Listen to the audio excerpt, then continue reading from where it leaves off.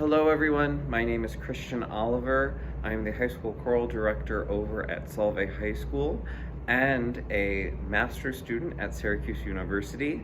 This research today is in defense of my graduate recital of April 2020 under the advisement of Dr. Hillary Ridgley in defense of a Master's of Music. Today's research, we are going to talk about the choral audiation and literacy sequence. So some reasons why this sequence was developed, some issues we found in choral music, right? So one of the main focuses we found is that a choral program in the secondary high school setting is mainly performance driven. What that means is that teachers are usually teaching towards a concert, right? We're teaching towards a product. Just like teachers in core curricular classes are teaching towards a test, there's an expectation within the community that we are teaching to prepare for performances. And because of this, we found that students end up learning their parts in the choral setting through rote instruction, through learning it from other students that they hear next to them, teachers singing the parts, as well as playing the parts on the piano. And so this rote instruction, right, the students are required to do little work in learning music literacy and building these skills. Some other things that we found, right, is that if music literacy was being taught, it was being taught from a decoding level. So describing what's on the page and the students verbally saying what's back, right? Paper training.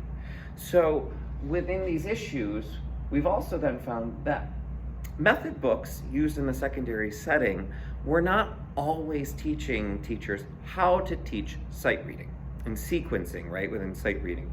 So what they were discovering is that method books offered skills on how to teach the sight reading, and other textbooks around that students used taught sight reading, but they really didn't teach how to shift in a modulation, chromaticism, if a polyrhythmic or borrowed meter experience in the music happened, there was nothing to sequence the student on that way, right?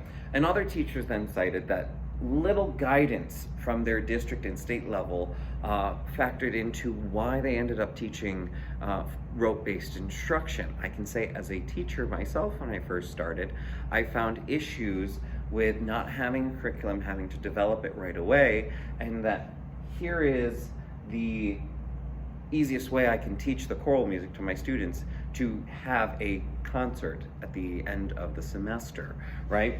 So besides districts having no guidance, right, the other teachers felt isolated from the staff, right? If they were a choral member in the group, they might be the only choral member at a high school, or they may be the sole music teacher within that district vocally.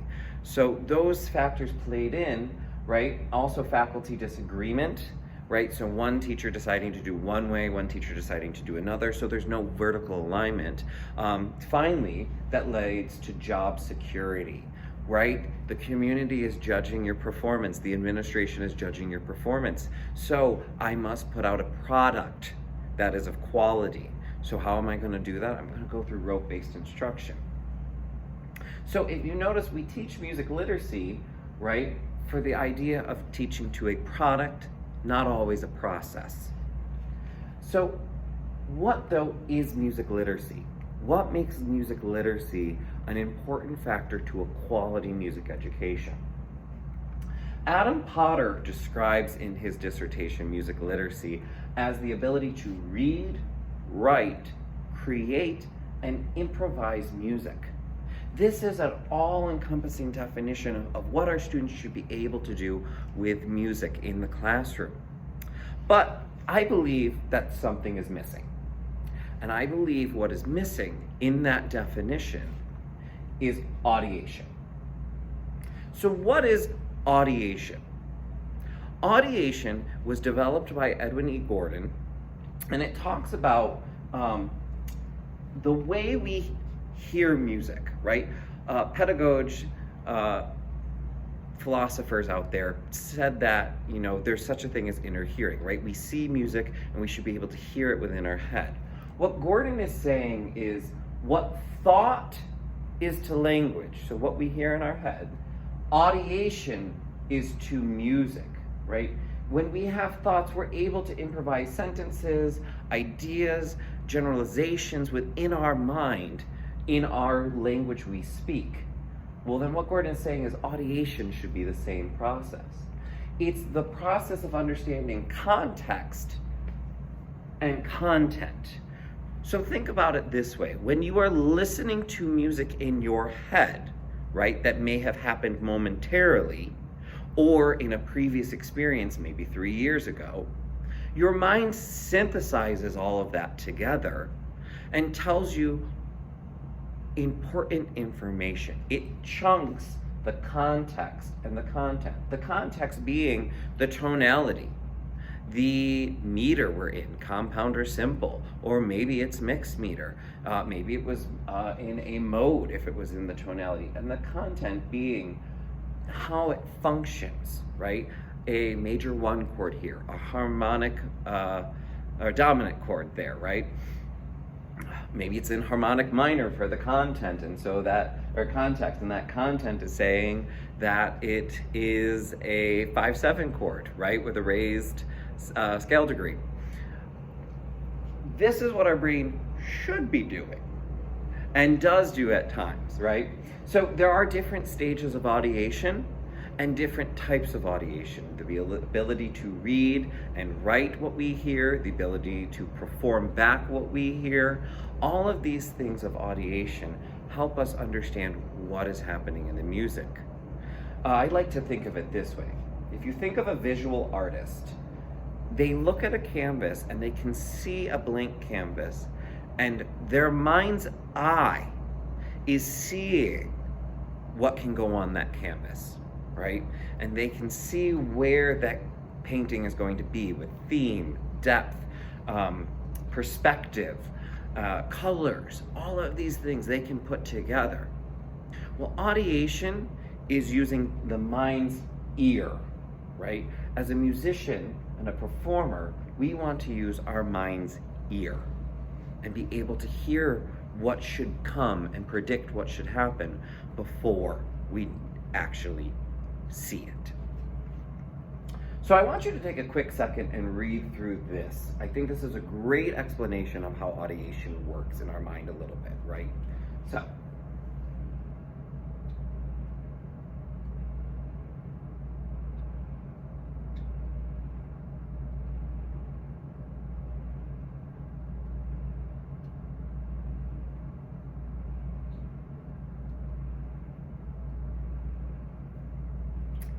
I love this meme because this meme allows you to see kind of what audiation is. I'm going to correct this from my research, right? This meme actually gets people to view it very easily, but it did not come from research from Cambridge University. Actually, someone kind of made it up a little bit based off of other research that happened in the University of Glasgow, right? The phenomena of us being able to read the first letter and the last letter of a word, and then being able to understand what's happening. What I like about this, though, is it shows that our brain is chunking information together. We don't need little things in it to understand what this is saying. And I think that's a great way to describe audiation. Our brain chunks information together that we hear to create the songs that we know and we can perform, right, or write. So, how then do we begin to teach audiation, right? How do we put this sequence in music literacy?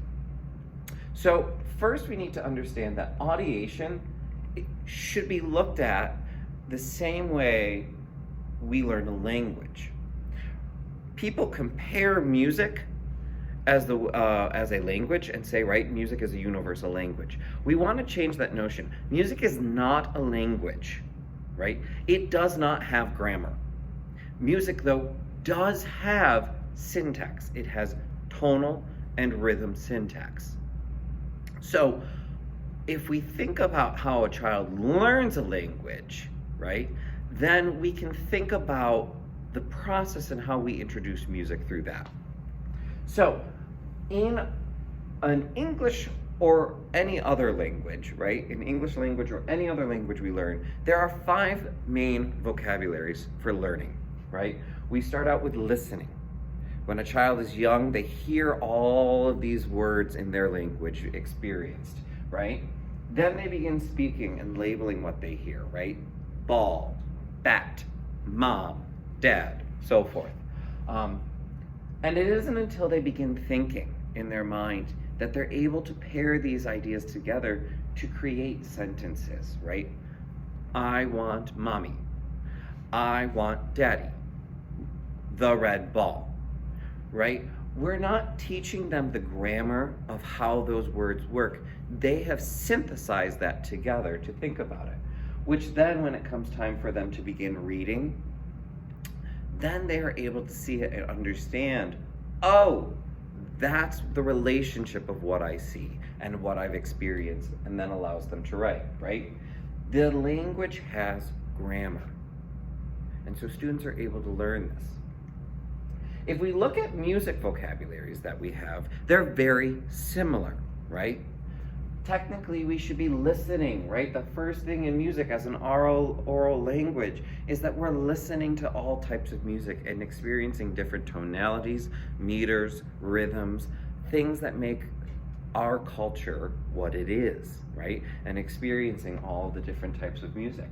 Then we should be able to sing and chant it, right? And move with it, right? Singing and chanting is a natural part of any child's development. As a child begins to speak, and I'm watching my niece do this, right? She's learning how to use her vocal sounds. So singing is a natural extension of the human body. Then where thinking is in language, we're now looking at audiation, right? This ability to think what we hear, to then improvise in sentence structure, right? To be able to create music on the top of our head and make connection to what we are listening to and singing and chanting, right? And thinking about music. To then finally being able to read and write it, right? So music has 2 syntaxes, tonal, which is the pitch, and rhythm, right? Which is the beat. So if we look at music instruction versus language instruction in our classrooms today, most of them, right? In English classes, our students are developing a learn and listening skill, right? When they're young, infancy, into preschool age, they're listening, and then they're speaking. They're going through this, finally thinking, right? And maybe not reading until about preschool, kindergarten, but they're experiencing that, right? With parents and guardians and everyone, to finally, when they do start reading, then they're reading and writing together, top of the pyramid. But if you look at the music one, and you think about like a 4th grade band setting, right? What do? We put notation right in front of the kids right away. We're asking the students to begin reading and decoding notation before we're asking them to listen, right? So the student is being asked to read and understand what's happening at the page, coordinate their body. If you're in an instrumental or band setting, being then asked to also put together an instrument and learn how to work that. We're then asking them to speak and label what they see, right? A whole note, a quarter note. That note on the staff is A. This is a treble clef, right? So we're asking them to do all of this even before we begin asking them to listen to what music is and identify what they hear, activating the mind's ear, not the mind's eye, right? And then we may get to performing where it's improvising, and a lot of times we do improvising at a later level, saying that it's for older students, and until you understand what's happening, older kids are improvising, right? And then finally writing compositions, right? Or writing what we hear down in music. Most of these top 2 layers don't happen until they're much older. In some music elementary classrooms, that's happening right away, which is awesome, right? But if we think about our progression naturally, our pyramid is very different than what we see the way a child learns language. So if we were to sequence our students the same way they learn a language, then we're looking at them absorbing tonalities and rhythms.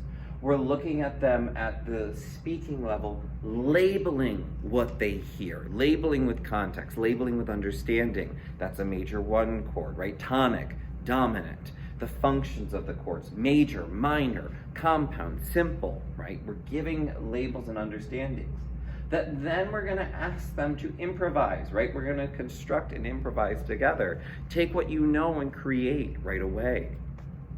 And this allows us to know that they hear what we're talking about, right? To then reading notation and seeing how it functions, and writing, right? Dictation and all those. So, a sequence in music instruction, there are many sequences out there. Today we're gonna look at 3 sequences, right? We're gonna look at the Pestalozzi method, the Kodály concept, and music learning theory. The Pestalozzi method, right? Johann Heinrich Pestalozzi, born 1746 to 1827, was not a music pedagogue, but he was Swiss pedagogue, right, in education, and he looked at the process of how students learn. And he created this concept, sound before sight, before theory, right? If we translate that, and you can see on the bottom, in music, we're saying ear before eye, before symbol. And this concept was actually first used in Lowell Mason's Boston music curriculum when he started music curriculum in the United States.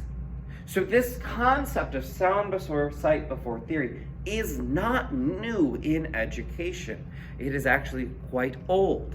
So pulling this back to understand that our students learn first by their ear, then by their eye, right? Experience to then what they see, to then putting into a symbolic notation is extremely important. Within Kodály then was a little bit later than Pestalozzi, right? In 1882 to 1967. His concept is one that is most often used in classrooms today, right? Between the Orff concept and the Orff method and Kodály concept, you experience a lot of those in general music classrooms for instructional purposes. So he was a Hungarian composer, an ethnomusicologist, saving the folk songs of Hungary, and was a pedagogue as well. He was not fully a teacher when it comes to actually teaching the students. He had pupils underneath him that created many of his teaching materials that we use today. He composed a lot of them, but teachers created processes and sequences with him. But they based it off of his philosophy and his 5 points that are very important, right? Number 1, that we should have excellent music teachers teaching music, right? If you are a teacher teaching music, you should be a quality artist yourself, and only the high caliber teachers of music should be educating our students, right? So this is why we're so important about making sure that pre-service teachers understand and are quality music educators themselves and musicians, right? That they're artists. He believed in singing and moving, that, again, the most natural instrument to anybody is the human voice, right? And if you're going to be an instrumentalist, you should be able to sing as well. It is the natural connection, right? And you should be able to move. And he studied with Delcros, right? Pedagogue before Kodály, right? And Delcros worked with older adults, right, in their 20s and so, and he created movement exercises. And Kodály took that and said, that should be important as well, right? You need to move to experience rhythm and understanding. So then he also said music literacy, right there. To be a literate musician means you're an independent music maker, and society wants that, right? And that is a gift we can give to society, right? And so all of these experiences then happen through quality literature. He talks about the idea of social music and quality music, right? And educating the students between good and bad music, right? And that quality music consists of music from there, which connects to our last point, culture and people, meaning folk songs, right? That the language of a student in music is folk songs, is art music, is composed serious music, right? And social music is the music that is pop culture that we hear today, that we all have our guilty pleasures of adoring and everything, right? So he's saying it's no Beyonce, as much as we love some Beyonce. And there is quality in Beyonce, but we find it in other ways, right? That's a different topic. So, but we're talking about quality. So these 5 points are what makes up the Kodály concept. And from his teachers, right, they developed a sequence in teaching the students, again, based on a sound before sight, before theory process, right? So in the first stage, you're preparing the students are engaging with the music. They are doing anything with music that is experiencing new elements, but they're not labeling them right now, right? They don't see it symbolically, they don't label it. Then when we present the students to it, right, they are going to now label, understand what's happening within the music, and they're going to practice it, and they're going to be able to identify, all through questioning techniques, right? How many pulses did you hear on beat 3? Is this solfege syllable higher or lower, right? We're questioning the students to gain understanding so that when they are practicing them, then we can put those questions into practice and say, what note has a 4-beat pattern in 1 beat, right? And so they would say a 16th note, right? Tiri. And then we can assess as teachers, right? And so what's happening is then this creates a spiral curriculum, right? We're gonna introduce new skills, but still review old skills and build upon what the students know. So the last philosopher and pedagogue we're going to look at is Edwin E. Gordon and his theory of music learning theory. If you notice, he was born in 1927 and he just passed away recently in 2015. And he's one of the most recent pedagogue people that we are looking at. The big key is that Gordon was a researcher. So all of his methods that he developed and concepts and theories all were based around research, right? And what I also enjoy is that he was a jazz musician, and I think a lot of his ideas comes from the notion about thinking of jazz. So the big key with Gordon too is that his theory, it's not a method, right? His theory on how we educate students is, it is not how we teach music, right? It's not the process of how we teach music, but instead it's how the child learns music. His philosophy looks at how children learn music. It's not a technique of saying, do this, you'll get this result, right, with the kids. It's saying, this is how the child learns music through research. So one of the things that he did was he developed audiation. Very big, important skill that we talked about earlier, right?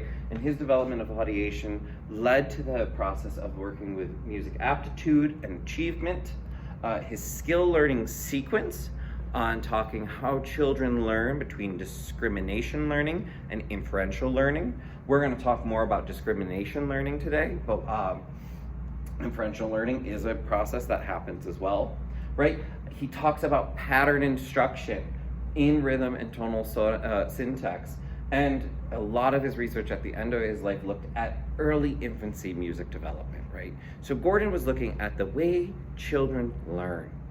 And so through this process, in his discrimination learning sequence, he created a 5-level sequence that states that children begin, again, at that oral level of learning. Sound, no sight, right? That they first experience it orally, and then we label everything that they hear verbally with solfege, right?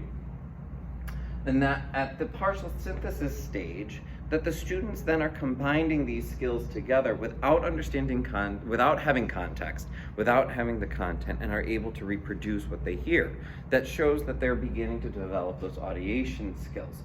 So for example, we would start on a neutral here, ba-da-da-da-da-da-bum-bum, bum-bum-bum. Hand signs are wrong, bum-bum-bum, right? Then verbal association, Sol, la, sol, fa, mi, re, ti, do. Do is a major scale. Ready, our solfege syllables are do, mi, sol, right? Now partial synthesis would say we take all of that away and the students should be able to hear when they hear bum, bum, bum, echo back, do, mi, sol, right? So they hear what's happening. So that when we introduce the symbolic association, what that symbol actually looks like, that the student is able to look at it and go, oh, do, mi, sol, and not have any problem with understanding what that symbol means. They're not needing the theory behind it.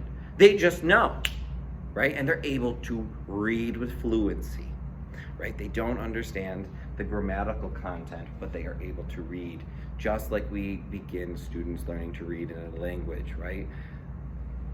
So the last part then is syntax, the composite syntax, which pairs together partial synthesis and symbolic association. And what we talk about at composite synthesis is at this point the students are able, when they hear things with no context, they're able to label, put together, and describe in written notation and pattern notation what they're experiencing hearing.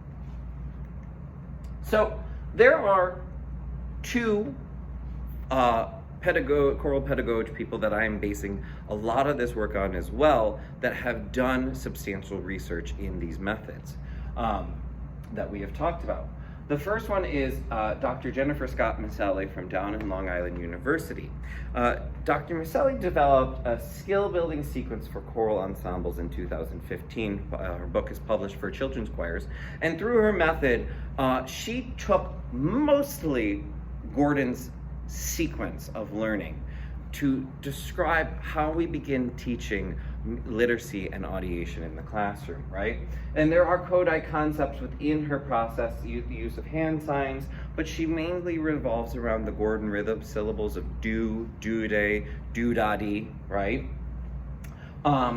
For rhythm context, and for tonal context, the use of movable do and la-based minor. And for movement, the coordination rhythm readiness exercises that were developed with Gordon and Phyllis Workett, I think is how you pronounce her last name, that are used in the Jump Right In series to help students begin moving and coordinating their bodies, right? And so this sequence just dives in really to the Gordon level and MLT. The next choral pedagogue that has really developed and put these sequences together is Dr. Carol Krueger, Dr. Hillary Ridgley's mother. And what Dr. Krueger has done is, through her book of progressive sight singing and her workshops in fostering music literacy, she has combined the methods of Pestalozzi, Gordon, Jerome Bruner, who we did not talk about, but he talks about using iconic symbols to help transfer as an in-between sequence for students, right? And the Kodály concept. So they share, between the two women, they share the technique of the Kodály teaching with hand signs. Carol uses stick notation. And where they also compare in similarity is the use of movable do and la-based minor, right, to help students audiate. They differ with the use of the rhythm solfege. And the rhythm solfege that Dr. Krueger ends up using is Takadimi, developed in 1996 by 3 professors at Ithaca at the time, that we will talk more about in a moment. And also for her movement exercise, Dr. Krueger kind of created her own way of patching, right? So these two women and scholars have been researching in a sequence of how students really learn music. So for our method of teaching a choral audiation and literacy sequence, we are going to use these following teaching tools, right? We are going to use movable solfege and hand signs that both of the women have used, right? So the reason is because it allows for the students to associate where pitch intervals are, right? Mi to fa always will be a half step, no matter what, right? Well, do to re is always going to be a whole step. We're not going to teach fully the kids that all the time, right? But we can, when we want to get there for a little bit of grammar in the process, we can use this to help our students learn voice leading. Do major and La minor, Re Dorian, right? So what is nice when we are developing the students' audiation skills is that when they hear different tonalities, each tonality has its own name, right? So if we decided to use Do major and Do minor, the students may struggle to hear how those audiate, right? Do bass minor is looking at more theoretically how the scale degrees function. The reason for then using also solfege is that all the vowels, or all the syllables end on a vowel, right? So it allows for beautiful singing in our context. And the hand signs facilitate tactile and kinesthetic function for those students who need that physical connection, right? Singers do not have keys to press down on, so it helps us understand relationship. So here's a chart taken from Dr. Krueger of just the hand signs and the syllables that are associated with them. So in this sequence, we're also going to take the process of takadimi and use it, right? The reason is both Gordon's rhythm syllables of do, day, do, to do, right, do teach audiation. Takadimi does develop audiation as well. But the principles of why we want to use takadimi in this process instead is that the student is able to transfer between meters, right, in either simple or compound, right? Ta-di, taki-do. It's the same when they see it, right? And allows for the borrowed meter to have an easier understanding, right? Each syllable has a different vowel that it ends on. So for instance, the division downbeat of ta is a, while the upbeat is e, right? So e, compound, e, u, right? So we hear the e, u. And each one allows the student to see, oh, beat placement. Now, I think the biggest thing of why we talk about the subdivision in this and why using of takadimi is because in the Gordon rhythm syllables, when we use them, right, the breakdown of subdivision in simple meter, duta, data. If you notice that the do, the division of that is ta, and up, de, ta. Whereas if you look at takadimi, each division has its own syllable. Ta, ka, di, mi, right? That consonant in the front changes, but the vowel stays the same. So when we are in compound time, right, when you're dividing with 6 notes, ta, va, ki, di, du, mu, right? Each syllable has its own consonant in front of it. And that's really important when the student begins working at placing the beat of where it happens along with the function. So in this chart, again, taken by Dr. Krueger, you can see how the divisions work and pair up with the takadimi. You will notice that she has taken the Kodály recognition of a whole note being to and half note to. You can use an vowel as well. It is up to the educator of their choice of what they would like to do. The reason, though, that we see these two happening is just to help a teacher then assess if the student actually does understand the visual differences. Right, and so this is what it would look like in compound, right? Tu, ta, taki, do, ta, va, ki, di, du, mu. All right. So we are also going to experience patching, right? So movement and patching.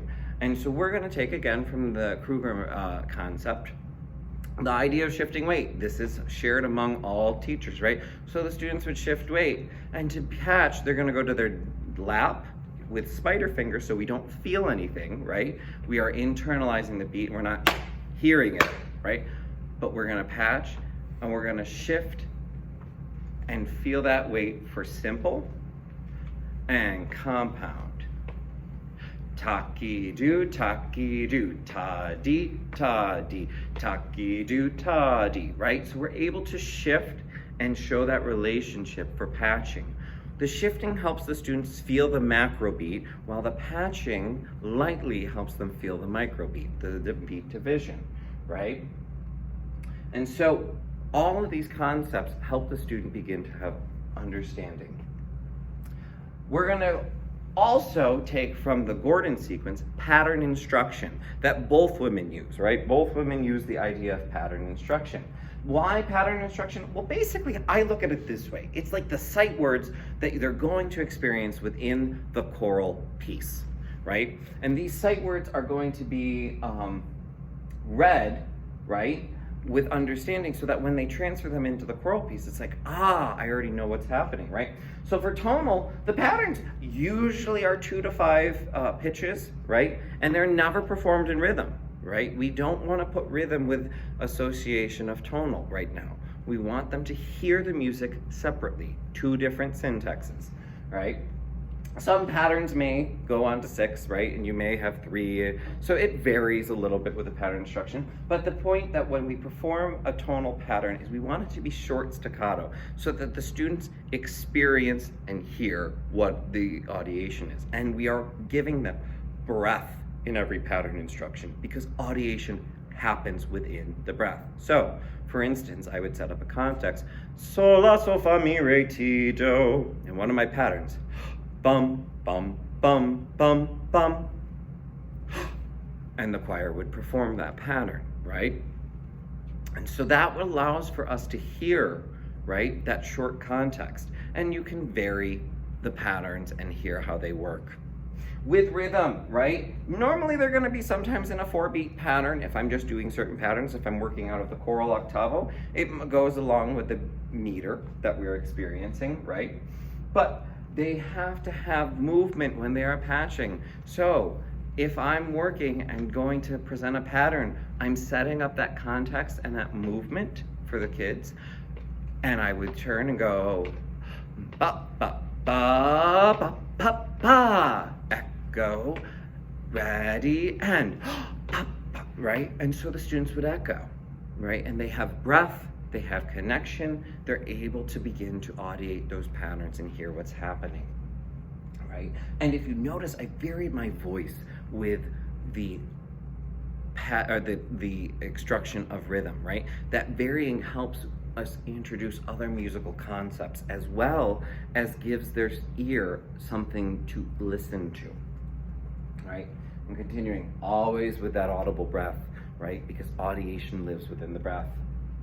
So the last thing that we're going to use within the technique as well is curriculum maps that were developed by Dr. Ridgley and Dr. Krueger, right? The process for curriculum maps go from known skills to unknown skills, right? And so patterns are based upon harmonic functions, they're based upon intervallic functions, tonal lines, rhythm functions, all of these different things that the students will experience within the choral octavo before they see it. And so we are preparing them in their ear. So this is what a curriculum map would look like. And if you notice, right, they might be able to read the skill here. Taki-do, taki-do. Then we're gonna kind of sequence them through it. Ta-do, ta-do. Well, now it's the same thing, right? This curriculum map is an extensive map of almost every skill the student will experience. Curriculum map will change over time as the students know more skills and are able to read more things, right? It doesn't have to go all the way back to the basics. So this is what it would look like in a tonal pattern, right? And so this is what the teacher is using for them in their instruction beforehand. What's great about curriculum maps is it really is an intense score study for the teacher to know where issues might lie, right? And prepare the students. So that tonal pattern we performed earlier, ba-da-da-da-da-bum, bum, bum, bum, bum, bum, bum, right? Well, that's pattern number 1, right there. And the kids are already hearing what's happening. So, the sequence. Putting all of our teaching tools and reasons of why we do things together. So, in this chart, what we see right here in the choral audiation and literacy sequences, we are going to be in phase 1, right? And phase 1 is talking about the oral level, right? And the verbal association. And so the way this chart is designed is up here is the Pestalozzi method, right? All of our phases with the addition of a melodic phase. Over here in the second column, right, in this way, is the Gordon skill learning sequence, right? So oral, verbal association, which all happen in phase 1 of the ear, which then we are going to use and combine then the Kodály concept of prepare, present, practice, and assessment under each level to help us know that the students are learning these skills and beginning to audiate. So in phase 1 of the ear, the teacher is going to prepare the students by establishing context, right? So that is us singing ba-da-da-da-da-da-bum-bum, or movement, right? Without labeling, but we are understanding. And so as the teacher prepares the context, the teacher then is going to perform patterns on a neutral syllable, and the students would echo back. At this point in the demonstration, the choir that I would have had if COVID-19 had not happened would be performing these with me, right? But so the teacher is going to perform the patterns, right? Bum, bum, bum, bum, bum, bum, bum, bum, bum, bum, right? So there's a tonal, or ba, ba, ba, ba, ba, ba. So the students are getting to experience them all without words. So they are experiencing the sounds that they are hearing, right? And so as we are practicing these skills and we're doing patterns and instructions, we can start to assess our students quickly and practice using games and activities. So for example, we might say, okay, raise your hand when you hear the high pattern on this tonal line. Bum, bum, bum, bum, bum. So now I'm having students begin to label what they are hearing, right? Or you can do same and different. What pattern, is this pattern the same? Is this pattern different? Bum, bum, bum, bum, bum, bum, bum, bum, bum, bum. Well, the students would say it's different, right? They might say, you might ask them where the low one is, right? Other options in that is that to begin getting them to read melodic lines without adding any symbolic notation whatsoever, right, is playing a game I like to call red light, green light, yellow light, right? Traffic light. And so you'll assign a pitch for each one, right? High, middle, low. And then you ask the students to arrange the patterns in the levels that they hear. Which one was the middle one, which one was the low one, which one was the high one, right? And so we're going to create a traffic light. More or less for us, it would be like the Tip Hill one if it was green as the highest, right? Other activities for beats and understanding is playing pattern poison. So this is a very common game that students have, but it's taking now rhythm functions and saying, if you hear this pattern in the rhythm that I present to you, if you hear ba ba ba ba ba ba, right? Anytime we're playing back and forth with echoing patterns and you perform it, then your team's out, right? So it's getting the students to interact with the music in a fun, engaging way that is different, but is also assessing them. And so once we know that the students can do this at the oral level and they can reproduce what they are hearing, and usually at the secondary level, it happens very quickly. Usually about, if you can get 80% of your choir going, you can move on to the next level, which is verbal association. But this is verbal association of the ear, all right? So now, as I'm setting up context, I'm labeling for them what they're hearing. So, sol, la, sol, fa, mi, re, ti, do. Everyone, can you sing that with me? Sol, la, sol, fa, mi, re, ti, do. Good. Do is a major scale. So when we hear do, we are in do major, right? So our students are beginning to hear the context and what they're experiencing. At this point, we're going to be working on vocal pitch exercises and rhythm exercises with pattern instruction. So all those patterns they just experienced that I was using from the curriculum map and having them echo, I'm now going to put to solfege, right? So, sol, la, sol, fa, mi, re, ti, do, do, sol, do, re, mi, right? And so I'm having the hand signs. I did the hand signs before in phase 1 with just oral, but not labeling them. Well, now we're practicing them and they're hearing what those hand signs are associated with, right? Or if you want to keep them right here at your level so the kids can experience it, great. Rhythm exercises and vocal exercises. We're doing scales. Do, re, mi, fa, sol, la, ti, do, ti, la, sol, fa, mi, re, do. Do, ti, la, sol, la, ti, do. So the students are beginning to hear the context, right? And experiencing intervals without seeing them.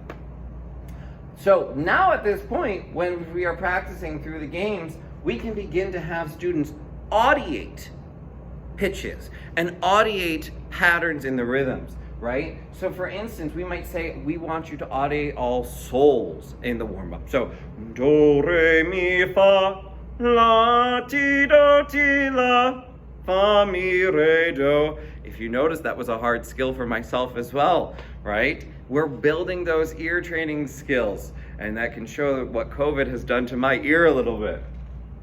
Right? So as we build these skills and begin to audiate and actually hear what's going on, we're able to put everything in together. The student is then audiating maybe the beat, right? So we're feeling the beat, and I will say, all right, anytime you hear my pattern, I want you to audiate this pattern. So if you hear ba ba ba ba ba ba as I chant patterns, you're to audiate them, right? So I might do ba ba ba ba ba ba ba. They perform ba ba ba.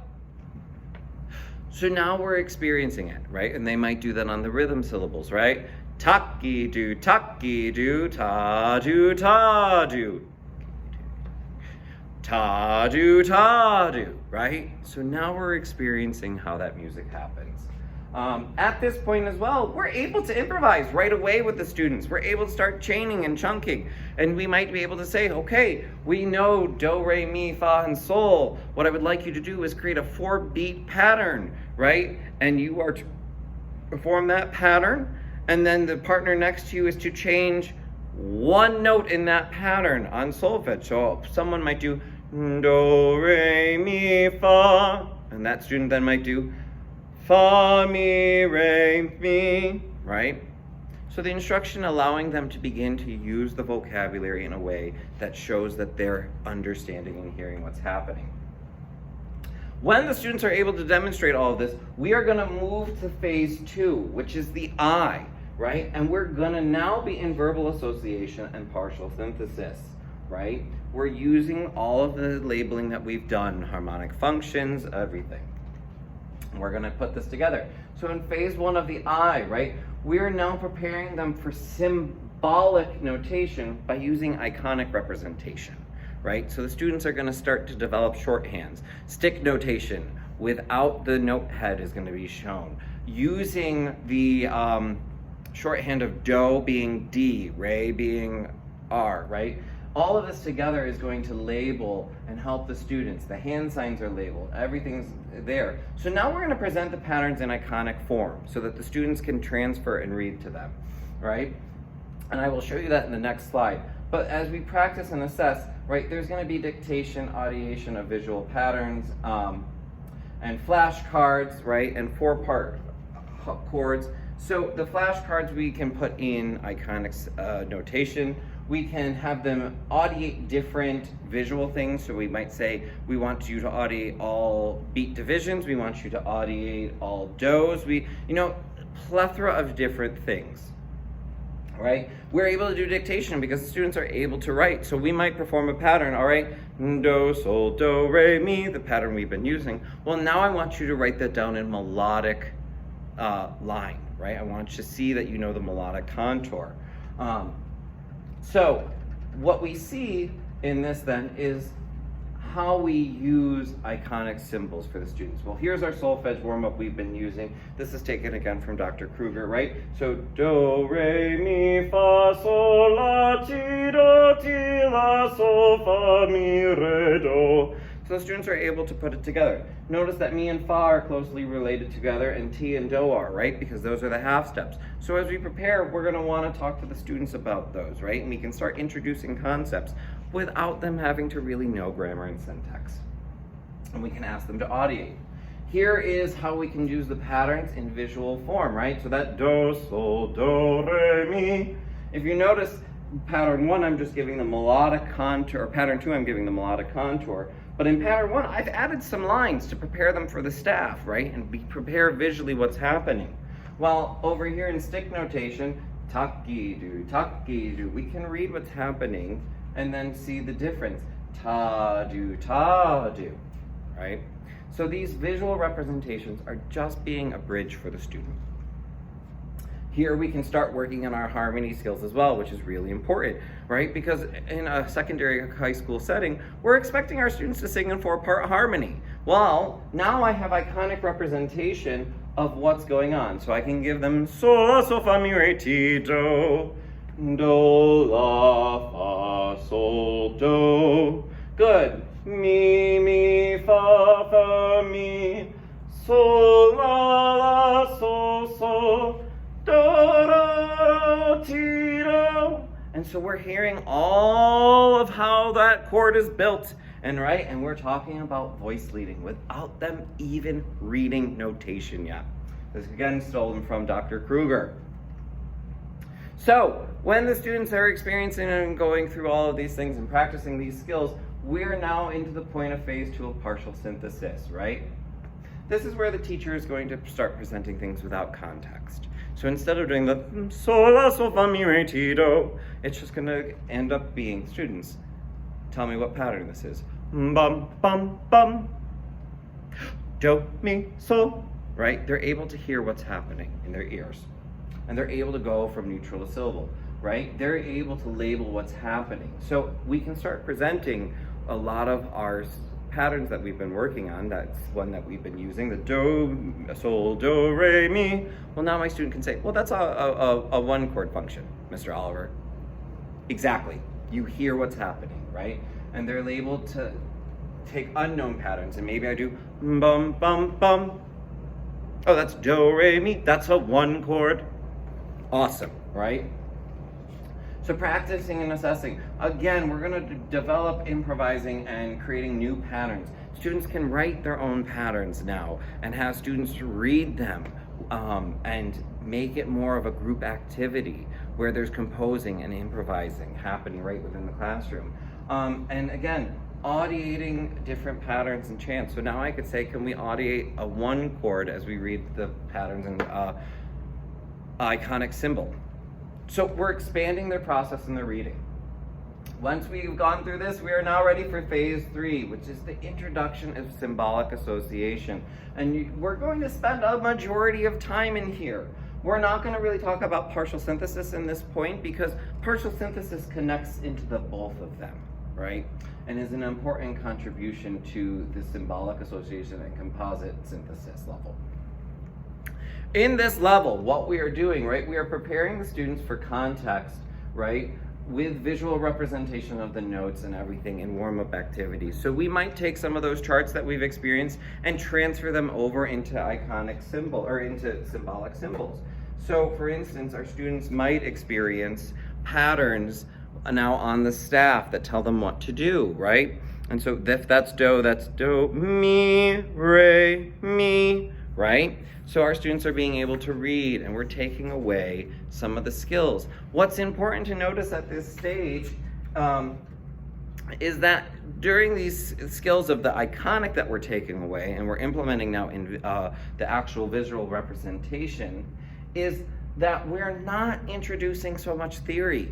Right? We're not saying, well, if you look at line 1 and you notice on the line 1 that that is an A flat, you know, none of that would make sense, right? That's putting theory and grammar into something of unnecessary towards fluency. Right? So at this point, we are going to present with all these warm-ups and activities of reading things on staffs and rhythms on staff. Right? We're going to present the curriculum map that we have been working from and the choral octavo. The students are prepared and ready for that, right? So we're going to start practicing by assessing things within the choral music, right? As we read the patterns, we'll go find them in the choral music, right? We're going to look at functions and labeling functions. We're now going to be able to ask them to audiate things on the staff, right? So we're going to be able to say, all right, every do that is on second space, I want you to audiate that as we perform the patterns. So if you look at our curriculum maps that we used earlier, right, we're going to find this rhythm, ta-do, ta-do, and we practice it, and we can jump around now with the students and their eyes, right? We might say, read line 1, line 5, 2, 6, 9. We're getting their eye to jump around like it would in a score. We can talk about compound versus simple. The piece that this curriculum map is based upon actually uses both of them.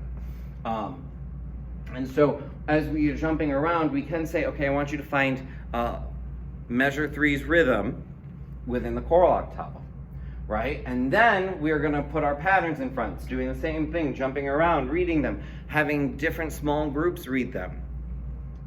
And so I want you to find from pattern 1, right, just a do, re, mi.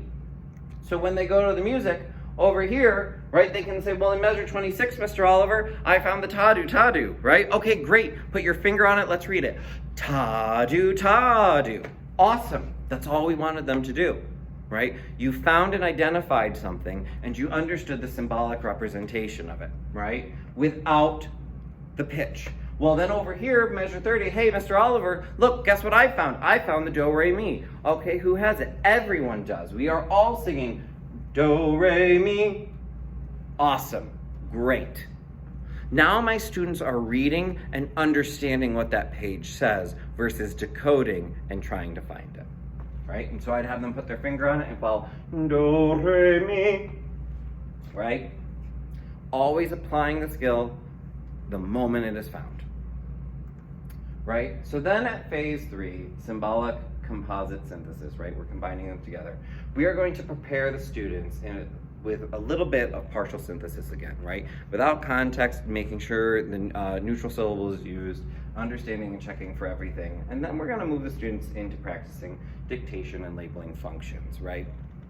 And we're practicing dictation all the way through. But now, like again, we're making sure as we perform things, they're hearing it and they can say, oh, that pattern is a 1 chord, that pattern's a 5 chord, that's major tonality, that's a minor tonality, that's a divided beat, that's a syncopated beat, asymmetrical meter. All of these things, the students then can compose new ideas, right? They're taking the knowledge they have used and gained through this sequencing and are able to create new melodic lines, right? They might create a melody over a bass line through a circle song and using the ears, and then we might write and dictate down what they create. So we've improvised, we are writing, we are reading, we are putting together what we hear and how the functions in the music work. So in our curriculum map, right, this is based on the bass tonal line. I can actually ask the students, could you go color where you see a tonic 1 chord function happening, right? And so this whole thing right here, they might say, hey, Mr. Oliver, this is a full tonic 1 chord. Awesome. Can we see where we hear in the performance the dominant happening? And now my students are beginning to look at music with understanding, with meaning and notation, and reading with fluency. Not ever fully needing to know what the key signatures mean fully, right? We can get to that process. That's a grammar syntax that we don't need at this moment to be able to read with fluency. So last but not least in the sequence, Esther, we've gone through all of these things, right? And before we leave the sequence, right, we're gonna move to the melodic, pairing together in this sequence. And as we go through the pieces, this is something that every teacher, we just continue to build upon. As students know basic skills, we don't need to go all the way back to phase 1 with the basic skills. When we introduce a new skill, that's when we go to phase 1 again. New rhythms, new concepts that are out of sequence from what we've been teaching. But as we've gone through this process, we're gonna go to phase 4, melodic. So at phase 4 melodic pairing, we're going to scaffold the students in, right? We're not saying that the student is ready to potentially read the solfege and the rhythm together on the page. Sometimes they are if the piece is sequenced correctly for their learning level. Sometimes it's not. And if it's not, that's okay. What we're gonna do is the teacher could pair the solfege and the rhythm together, right? So, do, re, mi, re, do. Can you do that with me, students? Ready? And do, re, mi, re, do. So the students are putting it together, right? They're putting it together based on what the teacher has done. This is not a bad use of rote instruction. Rote instruction is quality when used correctly, right? And so helping the students, because they have already read the tonal by itself and the rhythm by itself, it's not a bad thing to help pair it together. If a teacher wants to get the students reading it by themselves and preparing and feeling good about it, right? Well, then the students can chant the solfege on rhythm, right? Do, re, mi, re, do. And they can chant that with keeping context and meter, do, re, mi, re, do. Or we can ask the students to chant and then sing one syllable. So you have to sing do, right? Do, re, mi, re, do. It's more challenging, so it's an intermediate step up there, but it's also seeing if they're developing their audiation skills as well, right? And continuously, we could also move to slowly reading, tracking with our finger, and feeling the pulse and shift of the weight, right? So melodic pairing takes time, and it takes students understanding what they are seeing. So, through this sequence, where further research could go, we could see more activities that could be used within the sequence, right? Those practicing activities. Research could be done on ways to help students experience in iconic symbols and all of these different ways to help build sequences in the choral audiation and literacy sequence. We could see application of how a band and orchestra would use this process, right? And transfer it into their setting that would allow for students to gain knowledge and access of literacy skills and audiation. A look at effects in the community setting, so community choirs and church choirs. What would this process look like in their settings? Along with then what happens with a district in a K-12 program that aligns with this process, right? What skills then do we build upon for teachers to help design curriculum, the outcome of the students' achievement level, aptitude of the students, all of these things can be built upon on the sequence. So the sum of this, right, is that the goal for us as teachers is to create musically literate students in the 21st century. And we want them to be active music makers for the rest of their life, right? We want them to be participators and enjoyers of music. When they have the skill, it's a great leisure. Something that we have discovered in COVID-19, that students look to these experiences for expression and understanding. And to have the skill then to be able to look at music, understand what it means, then can help them create that experience for themselves as therapeutical uses, enjoyment, and also just for lifelong fulfillment. So the outcome, right, with our goal to teach music literacy to a 21st century student, then is a student who is able to read music, problem solve, and critically think them and to create their own music, right? We want these skills that are 21st century skills from other classes among our students as well. And what this does then is create them to be musically independent for the rest of their life, right? By teaching audiation, by teaching literacy with a way of bringing meaning to what they see, this is how we pair it all together, right? That is the goal in the idea of a quality music literacy instruction. So I'm going to leave you with two quotes, right? Kodály says, "It's the right of every citizen to be taught the basic elements of music, to be handed the key with which he can enter the locked world of music.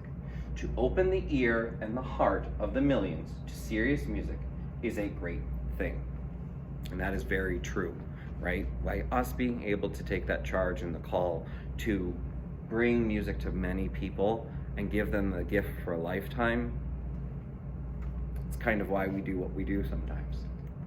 And I think this one is the most important as a young teacher in my time up at SU and my goal in starting this master's degree and continuously as I continue to move on in my career, right? And Gordon says it this way: not to teach as we were taught, but instead to teach your students based upon how they actually learn music, right? It's been my goal for the majority of my lifetime to discover how we teach people music and how people learn music.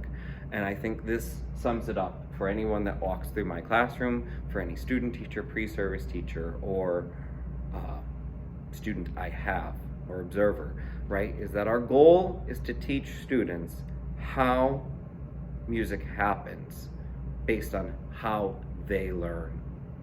And right, and I want to be better than the teachers I had, and I want my students leaving this room and anyone leaving this room to be better than myself, right?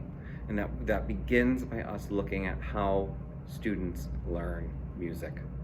So with that, I'd like to thank you For my time presenting to you, I would like to thank you for all of your guidance these past 3 years up at SU and all of your help and gratitude. And I look forward to many more years of service and relationships together in our time as faculty members, colleagues, friends, anything under the sun.